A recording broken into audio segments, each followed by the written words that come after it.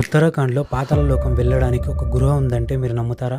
ఇది అదే గృహ అంటుంటారు. ఏ గృహ నుండి అయితే ఐరావణుడు రాముడిని అలాగే లక్ష్మణుడిని పాతాళ లోకానికి తీసుకువెళ్లాడో అదే గృహాని.